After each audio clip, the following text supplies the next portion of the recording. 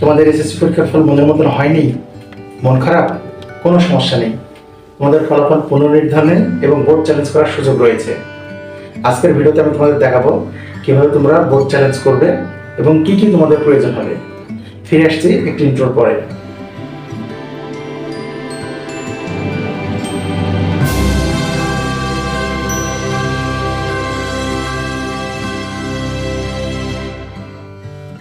পুনর্নির্ধারণী বা board challenge কাদের জন্য? তোমাদের যাদের এসএসসি বা দাখিল বা কারিগরি পরীক্ষায় 2-1 মার্কের জন্য জিপিএ 5 চলে গেছে, অথবা কোনো বিষয়ে তোমাদের এফ এসেছে যেটা তোমরা কোনো সময় কল্পনাও করতে পারোনি, তোমাদের কনফিডেন্স আছে যে এই বিষয়ে আমার এফ আসবে না বা আমার 2-1 মার্কের জন্য জিপিএ 5 চলে যাবে না, তাদের জন্যই বোর্ড চ্যালেঞ্জ করার সুযোগ বা তারাই বোর্ড চ্যালেঞ্জ করতে পারবা। 2023 সালের এসএসসির ফল প্রকাশ করা হয় গত 28শে জুলাই। 29শে জুলাই থেকে আগামী 4 আগস্ট পর্যন্ত তোমাদের বোর্ড চ্যালেঞ্জ করার সুযোগ রয়েছে। বোর্ড চ্যালেঞ্জ করলে কি খাতা পুনর্মূল্যায়ন করা হবে? না, আসলে এটা ঠিক না। বোর্ড চ্যালেঞ্জ করলে তোমাদের খাতা পুনর্মূল্যায়ন করা হবে না, শুধু মার্কগুলো পুনরায় বিবেচনা করে যোগ করা হবে বা ভুল ত্রুটি হয়েছে কিনা সেটা দেখা হবে। এছাড়াও OMR শিটে কোনো ভুল হয়েছে কিনা বা নাম্বার যোগ করতে গিয়ে কোনো ভুল হয়েছে কিনা এটাই পুনর্মূল্যায়ন করা হয়। অনেকেই দেখা যায় যে প্রথম রেজাল্টে ফেল আসে, পরবর্তী বোর্ড চ্যালেঞ্জ করার পরে জিপিএ 5 পেয়েছে, এরকমও ঘটনা ঘটেছে এর আগে। বোর্ড চ্যালেঞ্জ করার নিয়ম শুধুমাত্র টেলিটক প্রিপেড সিমের মাধ্যমে এসএমএস দিয়ে তোমরা বোর্ড চ্যালেঞ্জ বা খাতা পুনর্মূল্যায়নের সুযোগ পাবে। তো আমি তোমাদের দেখে দিচ্ছি কিভাবে তোমরা টেলিটক সিমের মাধ্যমে তোমাদের বোর্ড চ্যালেঞ্জ বা পুনর্মূল্যায়নের সুযোগ পাবে। একটা বিষয়, যাদের টেলিটক সিম আছে তাদের কোথাও যেতে হবে না, শুধু টেলিটক সিমে বোর্ড চ্যালেঞ্জ করার সমপরিমাণ টাকা থাকলেই ঘরে বসেই তোমরা তোমাদের পুনর্মূল্যায়ন বা বোর্ড চ্যালেঞ্জ করার সুযোগ পাবে। আবেদন করার আগে যেটা তোমাদের জেনে রাখা দরকার, বোর্ড চ্যালেঞ্জ করতে গেলে একটি বিষয়ের প্রতি তোমাদের 125 টাকা বা 2টি বিষয়, যেমন বাংলা প্রথম পত্র এবং বাংলা দ্বিতীয় পত্র, এরকম 2টা বিষয়ের উপরে যদি তুমি বোর্ড চ্যালেঞ্জ করতে চাও তাহলে আমার 250 টাকা ফি কেটে নেবে। এসব ক্ষেত্রে কেউ যদি আলাদা কোনো বিষয়ে বোর্ড চ্যালেঞ্জ করতে চায় তাহলে আলাদা ফি অ্যাড করলে বোর্ড চ্যালেঞ্জ করা যাবে। আর একটা কথা খেয়াল রাখবা, যেই বিষয়ের প্রতি তুমি পরীক্ষা দিয়েছো শুধু সেই বিষয়ে তুমি চ্যালেঞ্জ করতে পারবা, অন্য বিষয়গুলোতে নয়।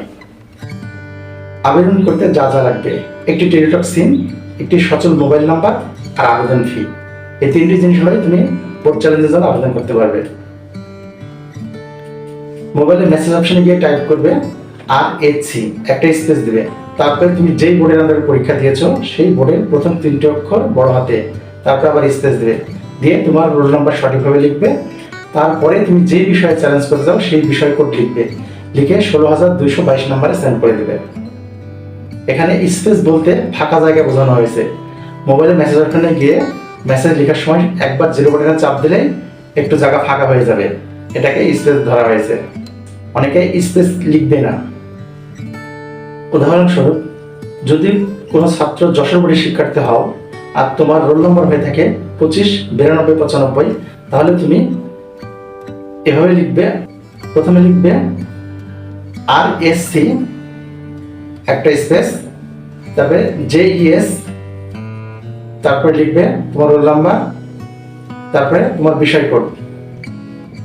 আর যদি তুমি বাংলা প্রথম ও দ্বিতীয় পত্র 2টার জন্য আবেদন করতে চাও তাহলে ওই নিয়মে লিখবে, শুধু বিষয় কোডের পরে একটা স্পেস দিয়ে আরেকটি বিষয় কোড, যেমন 101, এবং পরে স্পেস দিয়ে 102 বিষয় কোডকে তুমি লিখতে পারো। এইভাবে সকল বোর্ডের শিক্ষার্থীরা নিজ নিজ বোর্ডের নাম্বার দিয়ে এবং নিজ নিজ রোল নাম্বার দিয়ে একই নিয়মে এসএমএস করতে পারো। এটা গেল এসএমএস এর প্রথম ধাপ। এখন আসছে দ্বিতীয় ধাপে।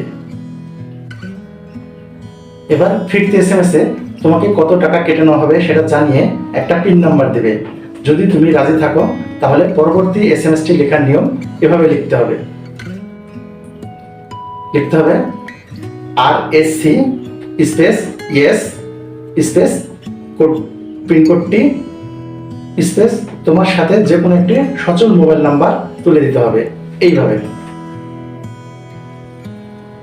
মনে করো ফিরতি এসএমএস এর পিন নাম্বারটি 12-35-5, তাহলে তুমি এসএমএসটি এইভাবে লিখবে RSC space yes space 019 dot dot dot phone নাম্বারটি লিখে দেবে।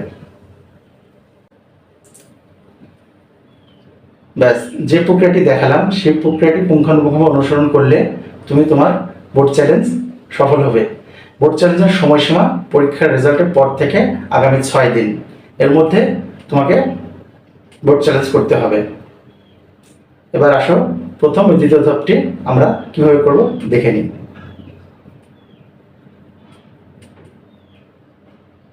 ভিডিওটি দেখার জন্য ধন্যবাদ।